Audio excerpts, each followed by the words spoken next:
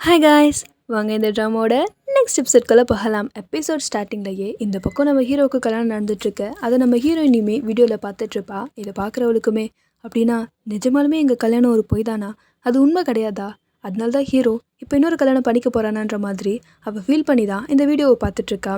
அப்படியே கட் பண்ணால் இந்த பக்கம் மாப்பிள்ளை பொண்ணோட பேரை சொல்லுங்க அப்படின்ற மாதிரி ஐயர் சொல்லிட்டுருக்க. ஹீரோ இஷான்னு சொல்லிட்டுருக்காரு, அதாவது ஹீரோயின் பேரை சொல்லிட்டுருக்க. ஹே, என் பேர் இஷா கிடையாது, பிந்தியா, உனக்கு தெரியுதா இல்லையான்னு சொல்லிட்டு ஹீரோட ஃப்ரெண்டும் அந்த இடத்துல கத்திட்டு இருக்க. இவனுக்கு ஒரு செகண்ட் ஒன்றுமே புரிய மாட்டேங்குது. அவன் ஹீரோனோட நினப்பிலேயே அவள் பேரை சொல்லிட்டான் போல இருக்கு.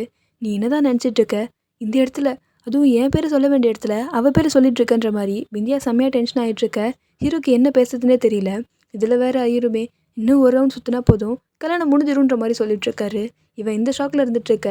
அங்கே வர ஹீரோட ஃப்ரெண்டுமே, டே மச்சான் இங்கே பாரு, ஹீரோனை சேர்த்துருக்கோல்ல, அந்த ஹாஸ்பிட்டலில் பாம்பு பிளாஸ்ட் ஆகிட்டாருன்னு சொல்லிட்டு இருக்காங்க, அங்கே நிறைய பேருக்கு அடி போயிடுச்சுன்னு வேற சொல்லிட்டு இருக்காங்க, இந்த நியூஸை பாருன்ற மாதிரி ஃபோன் எடுத்து காட்டிட்டு இருக்கேன். ஹீரோக்குமே அதை பார்த்தவொடனே கொஞ்சம் பயமாக தான் இருக்க செய்யுது. ஹீரோனுக்கும் அப்பாவுக்கும் கண்டிப்பாக ஒன்றும் ஆகாது, நான் ஒன்றும் ஆக விட மாட்டேன் அப்படின்னு சொல்லிட்டு ஹாஸ்பிட்டலுக்கு ஓட செய்ய மொத்தத்தில் கல்யாணம் நின்று போயிடுது. இந்த பக்கம் நம்ம ஹீரோவுமே சரி எல்லாரும் தேடி பார்ப்போம் அப்படின்னு சொல்லிட்டு எல்லா இடத்துலையும் தேடி பார்த்துட்டு இருக்கான். எல்லா இடமுமே அடிப்பட்டவங்களை தூக்கிட்டு போகிறதும் டெட் பாடி எடுத்துகிட்டு போகிறதுமே இருந்துட்டு இருக்காங்க. இதை பார்க்குறவனுக்கே பயமாக தான் இருக்குது. சரின்னு சொல்லிட்டு பயந்துட்டே தான் மார்ச்சரிக்குள்ளேயுமே வர செய்கிறான். உள்ளே வந்து பார்க்கும்போது அவங்க அப்பா நல்லபடி தான் நின்றுட்டுருக்காரு. அப்பா உங்களுக்கு ஒன்றும் இல்லைன்னு சொல்லிட்டு அவங்க அப்பாவை போய் ஆசையை கட்டி பிடிச்சிக்கிட்டு ஹீரோயின் எங்கப்பா அப்படின்ற மாதிரி கேட்க செய்ய, ஆமாம் அவளுக்கும் உனக்கு என்ன சம்மந்தம், இப்போ எதுக்கு சம்மந்தமே இல்லாமல் அவளை நீ கேட்குறன்ற மாதிரி அவருமே கேட்க செய்ய, என்னப்பா சொல்கிறீங்க, அவளுக்கு எனக்கு என்ன சம்மந்தம்னா யாரா நீ அவளுக்கு அப்படின்ற மாதிரி அவங்க அப்பா கோவமாக கேட்க செய்ய, நான் அவள் புருஷனப்பா பதில் சொல்லுங்கள் அவள் எங்கன்ற மாதிரி கேட்க செய்ய, அட பாவி உனக்கு இப்போ தான் அதை சொல்லணும்னு தோணுச்சா, அவள் செத்துட்டாடா, இந்த உலகத்துலேயே இப்போ ஒரு இல்லை, இதுக்கப்புறமும் இதை சொல்லணும்னு அவசியம் கிடையாது அப்படின்னு சொல்லிட்டு இருக்கும்போது தான் நம்ம ஹீரோயின் பாடியுமே அங்கே தான் இருக்குது போல இருக்குது. அவள் கையில் வேற பேர் எழுதியிருப்பா இல்லையா. ஹீரோவுமே கிட்டே போய் பார்க்க செய்கிறான். என்னது இது, அவ்வளோ ஈஸியாலாம் என்னை நீங்கள் விட்டுட்டு போக முடியாது, நீங்கள் தானே என் கூட சண்டை போட்டிங்க, உங்களுக்கும் எனக்கும் கல்யாணம் ஆயிடுச்சுன்னு சொல்லிட்டு ப்ரூஃப் வேறு தேடிட்டு இருந்தீங்கல்ல, பாருங்கள் இன்றைக்கி எனக்கு கல்யாணம், அதுக்கான ப்ரூஃப் நீங்கள் கண்டுபிடிக்க வேணாமா, எந்திரிங்க எந்திரிச்சு சொல்லுங்கள் நான் தான் உங்கள் புருஷன் சொல்லிட்டு அப்படின்னு சொல்லிட்டு இவன் என்ன பேசுறதுனே தெரியாமல் நம்ம ஹீரோன்கிட்ட பேசிகிட்டு இருக்க. அவள் அசைவே இல்லாமல் படுத்து கிடக்குறா. தயவு செஞ்சு ஏதாவது பேசுங்க அப்படின்னு சொல்லிட்டு ஹீரோமே இப்போ தான் யோசிச்சு பார்க்குறா. ஆமாம் நம்ம கல்யாண பென்ட்ரைவ் கூட என்கிட்ட தான் இருக்குது பாருங்கள், தோ நீங்கள் கேட்ட ப்ரூஃப் தோ என் கையில் தான் இருக்குது, எந்திரிங்க எந்திரிங்க அப்படின்ற மாதிரி சொல்லிட்டுருக்க. டே இன்னும் என்னதான்டா அவளை கஷ்டப்படுறதுன்னு பார்க்குறியான்ற மாதிரி அவங்க அப்பாவுமே கேட்க செய்ய, அந்த இடத்துக்கு வர டாக்டர்ஸுமே என்னப்பா நீ இந்த இடத்துல இப்போல்லாம் சத்தம் போடக்கூடாது வெளில வா அப்படின்ற மாதிரி ஹீரோவை பிடிச்சி இழுத்துட்டு போயிட்டுருக்க. ப்ளீஸ் ஒரு 5 நிமிஷம் வெயிட் பண்ணுங்க அப்படின்னு சொல்லிட்டு ஹீரோமே நான் என் பொண்டாட்டிக்கிட்ட பேசிகிட்டு இருக்கேன் அப்படின்னு சொல்லிட்டு இருக்கான். ஹீரோட அப்பாவுக்குலாம் டேய் முடியலடா என்னால் அப்படின்ற மாதிரி அவர் கடுப்பாக தான் பார்த்துட்ருக்காரு. இவனுமே இருங்க ஒரு 2 நிமிஷம் டைம் கொடுங்க அப்படின்னு சொல்லிட்டு அங்கேயே ஒரு லேப்டாப் இருக்கும் போல இருக்குது. அந்த லேப்டாப்பில் அந்த வீடியோவையுமே அவன் ப்ளே பண்ணி விட செய்கிறான். பாருங்க உங்களுக்கு கேட்குதா இல்லையா இதை பாருங்க அப்படின்ற மாதிரி ஹீரோயின் கிட்ட சொல்லிட்டு இருக்க. முதல்ல நீ வாயான்ற மாதிரி ஹீரோவை அங்கே இருக்கிறவங்க பிடிச்சி இழுத்துட்டு போயிடுறாங்க. இதை பார்க்குற ஹீரோட அப்பாவுமே சம்மந்தமே இல்லாமல் நீ இறந்ததுக்கப்புறம் இந்த சாட்சி எடுத்து வந்து கொடுத்துருக்கான் பாருமான்னு சொல்லிட்டு அவர் ஃபீல் பண்ணிவிட்டு அவங்க பொண்ணுமே கால் பண்ண செய்கிறாரு. பொண்ணுமே என்னப்பா ஆச்சு நீங்கள் ஓகே தானே அப்படின்ற மாதிரி கேட்க செய்ய, நான் ஓகே தாம்மா, ஆனால் உங்கள் அண்ணி இறந்துட்டா அப்படின்ற மாதிரி சொல்லிட்டுருக்க. இதை கேட்குற வீட்டில் இருக்க எல்லாருமே ஷாக்காக செய்கிறாங்க. என்னதான் பெந்தியாவுக்குமே ஹீரோயின் பிடிக்கலனாலும் அவள் இந்த வீட்டை விட்டு போகணுன்னு தான் ஆசைப்பட்டேன், ஆனால் இந்த உலகத்தை விட்டு போகணுன்னு ஆசைப்படல அப்படின்னு ஃபீல் பண்ணிகிட்ருக்கேன். இதை பார்க்குற அந்த வீட்டு மூத்த பொண்ணுமே இதுக்காக தான் படித்து சொன்னேன், ஏன் யாருமே புரிஞ்சிக்க மாட்டீங்க, பாருங்கள் இப்போ எந்த நிலைமைக்கு வந்திருக்குன்னு சொல்லிட்டு அப்படின்னு சொல்லிட்டு அவங்க ஃபீல் பண்ணிகிட்ருக்க. வீட்டில் இருக்க எல்லாருமே இதை கேட்டுட்டு அழுதுட்டு தான் இருக்காங்க. இதனால யாரும் சந்தோஷப்பட்ட மாதிரி தெரியல. ஹீரோ நீங்கள் இருக்கக்கூடாதுன்னு தான் நினச்சோம், ஆனால் சாகணும்னு ஆசைப்படலன்னு எல்லாருமே ஃபீல் பண்ண செய்கிறாங்க. கட் பண்ணால் இந்த பக்கம் ஹாஸ்பிட்டலில் அந்த வீடியோ இன்னும் ப்ளே ஆகிட்டுருக்கு. இந்த சத்தத்தை கேட்குற அவங்க அப்பாவே கடுப்பாயிட்டுருக்காரு. அப்படியே ஹீரோயினியை பார்க்க செய்ய அவள் கை அசைகிற மாதிரி தெரியுது. என்னது இதுன்னு சொல்லிட்டு அவருமே ஷாக் ஆகிட்டு தான் பார்த்துட்ருக்க. அப்படியே கட் பண்ணால் இந்த பக்கம் நம்ம ஹீரோக்கு ரொம்ப கஷ்டமாக போயிடுது. நம்மளால தான் ஹீரோயின் இப்போ இந்த நிலைமையில் ஆகிட்டான்னு சொல்லிட்டு அவன் ஃபீல் பண்ணி அங்கேயே உட்காந்துட்ருக்க. அப்போ தான் ஹீரோயின் அங்கேருந்து கிராஸ் ஆகி போகிற மாதிரி அவன் கண்ணுக்கு தெரியுது. அப்படின்ற மாதிரி இவன் ஷாக் ஆகிட்டு ஹீரோயின் பின்னாடியே ஃபாலோ பண்ணிட்டு போய் பார்த்தா ஆக்சுவலாக அது ஹீரோயினே இல்லை, வேறு யாரோ ஒருத்தவங்க போயிருக்காங்க. இவன் கண்ணுக்கு அது ஹீரோயின் மாதிரி தெரிஞ்சிருக்கு போல இருக்கு. சாரிங்க நான் தான் தப்பாக வந்துட்டேன்ற மாதிரி ஹீரோவுமே சொல்லிட்டுருக்க. அப்பன்னு பார்த்து ஹீரோயின் அப்பா ஹீரோக்கு கால் பண்ண செய்கிறாரு. இவனுக்கு என்ன பதில் சொல்கிறதுனே தெரியல அவருக்கு. சீக்கிரம் வீட்டுக்கு வான்ற மாதிரி சொல்லி அவர் ஃபோனை வச்சுட இவன் என்ன பதில் சொல்கிறதுனே தெரியாமல் சரின்ற மாதிரி காலை கட் பண்ண செய்கிறான். கட் பண்ண இந்த பக்கம் நம்ம ஹீரோட அப்பா வீட்டுக்கு வெளியில் வந்து பூஜை பண்ணிட்டு இருப்பார் போல இருக்கு. அந்த சத்தம் கேட்டு தான் வீட்டுக்குள்ளே இருக்கவங்களுமே வெளில வந்து பார்க்க செய்கிறாங்க. நல்லபடியாக இவர் திரும்பி வந்துட்டாருன்ற மாதிரி சந்தோஷப்பட்டுட்ருக்க. கட் பண்ணி இந்த பக்கம் நம்ம ஹீரோயின் அப்பாவை தான் காட்டுறாங்க. ஹீரோவுமே அவர்கிட்ட மன்னிப்பு கேட்டுட்ருக்கான். தயவு செஞ்சு என்னை மன்னிச்சிருங்க. நீங்கள் சொன்ன வேலையை என்னால் ஒழுங்காக பண்ண முடியல. இவ்வளோ பெரிய தப்பு நடந்திருக்கக்கூடாது அப்படின்னு சொல்லிட்டு அவர்கிட்ட கெஞ்சி ஃபீல் பண்ணி கேட்டுட்ருக்க. நீ கொஞ்சம் தப்பு இல்லை, பெரிய தப்பு பண்ணிட்ட. இதுக்கு உன்னை கண்டிப்பாக என்னால் மன்னிக்கவே முடியாதுன்ற மாதிரி சொல்லிகிட்ருக்க. ப்ளீஸ் நீங்கள் என்ன வேணால் பண்ணுங்கள், நான் அதை ஏற்றுக்கிறேன். ஹீரோனுக்கு இப்படி ஆகும்னு நான் நினச்சி பார்க்கலன்ற மாதிரி ஹீரோவுமே சொல்லிகிட்ருக்க. என்னடா இது, கல்யாணத்துக்கான ப்ரூஃப் எப்படி வெளியில் போச்சு? இது கண்டிப்பாக உன் கையில் தான் இருந்திருக்கணும். இது எப்படி ஹீரோயின் கையில் போச்சுன்ற மாதிரி கேட்க செய்ய, என்ன சொல்கிறீங்க, ஹீரோயின் தான் அப்படின்ற மாதிரி இவன் ஷாக் ஆகி பார்த்துட்ருக்க. ஆமாண்டா, இந்த ப்ரூஃபை நீயே அவள் கையில் கொடுத்துட்டு வந்திருக்க பாரு, உங்கள் 2 பேருக்கும் கல்யாணமான வீடியோன்ற மாதிரி அவர் காட்டிகிட்ருக்க. ஓ, அப்போ இதுக்கு தான் டென்ஷனாக என்னை கூட்டிங்களான்ற மாதிரி அவன் ஷாக்காக பார்த்துட்ருக்கான். அப்படின்னா ஹீரோயின், டே அவன் நல்லா தாண்டா இருக்கா அப்படின்ற மாதிரி அவங்க அப்பா சொல்ல செய்ய, இப்போ தான் இவனுக்கே கொஞ்சம் நிம்மதியாக இருக்க செய்யுது. நல்ல வேலை, என் தங்கச்சிக்கு ஒரு பிரச்சனையும் இல்லைன்ற மாதிரி நம்ம ஹீரோயினோட இளையானனுமே சந்தோஷப்பட்டுட்ருக்கேன். இந்த பக்கம் நம்ம ஹீரோயின் வீட்டுக்கே வந்துட்டா போல இருக்கு. டே என்னடா நடக்குது, என் கண்ணுக்கு பேய் பிசாஸ்லாம் தெரியுதான்ற மாதிரி ஹீரோவோட பெரிய நீமே கண்ணெல்லாம் உருட்டி பார்த்துட்ருக்காங்க.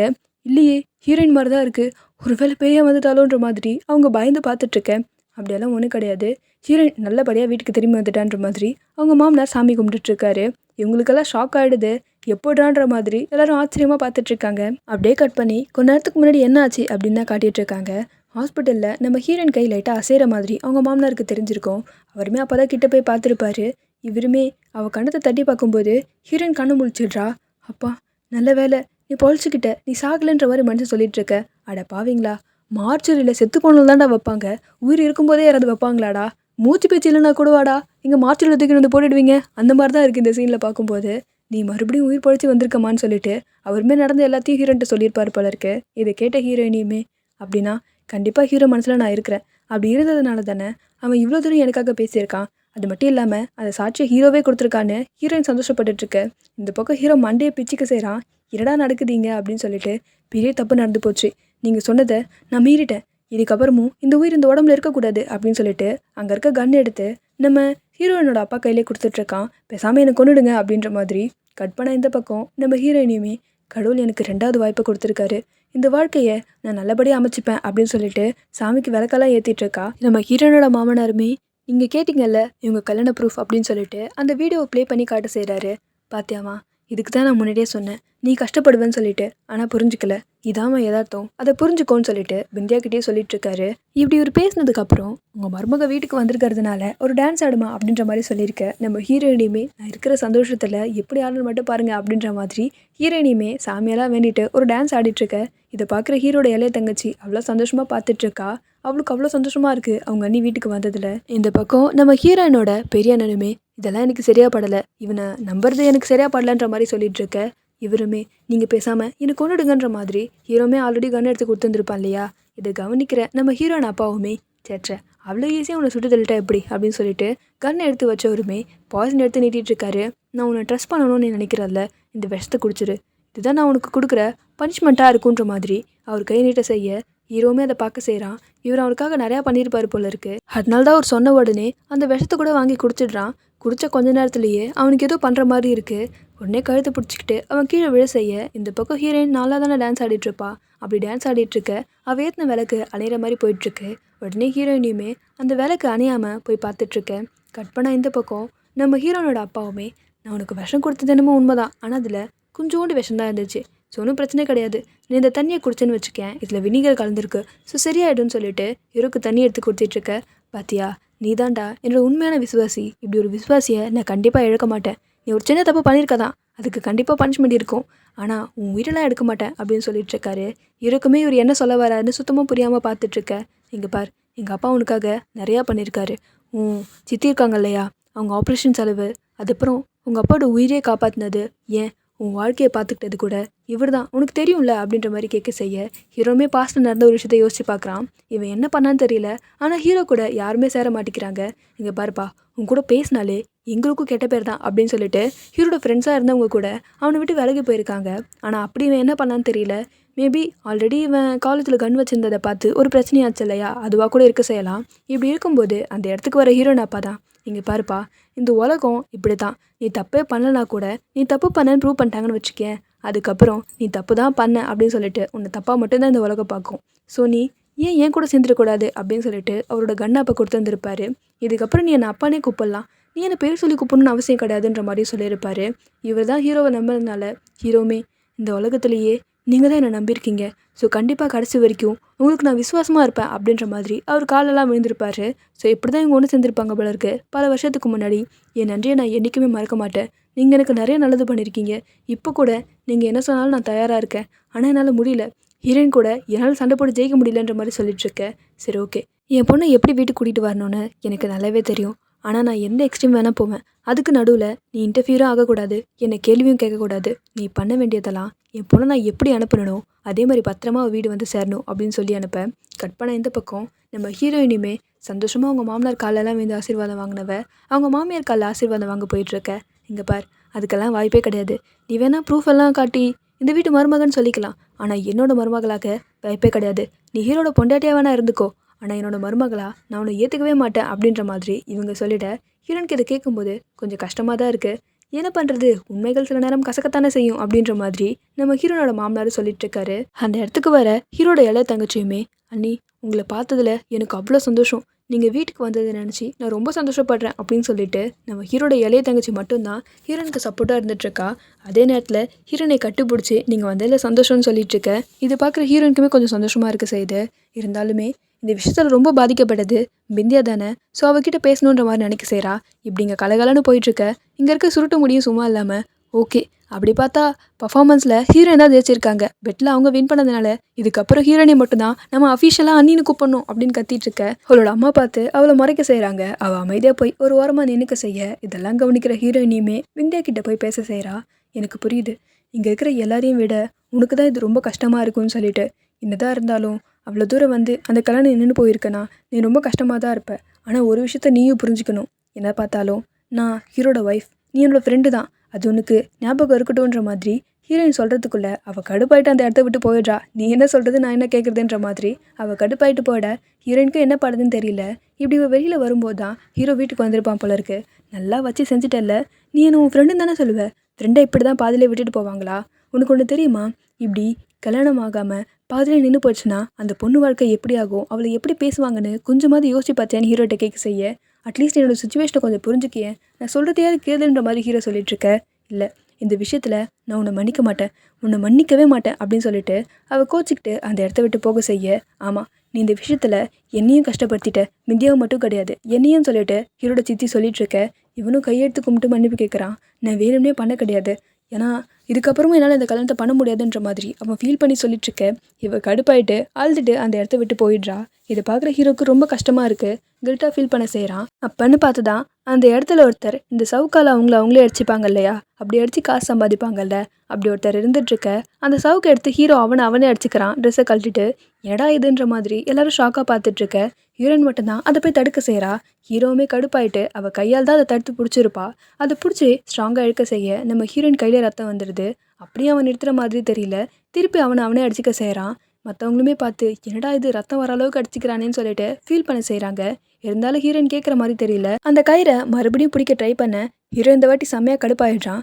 உனக்கு என்னதான் பிரச்சனை, நான் பண்ண தப்புக்கு நான் தண்டனை அனுபவிக்கிறேன், அப்புறமும் ஏன் இப்படி பண்ணிட்டு இருக்கன்ற மாதிரி கேட்க செய்ய.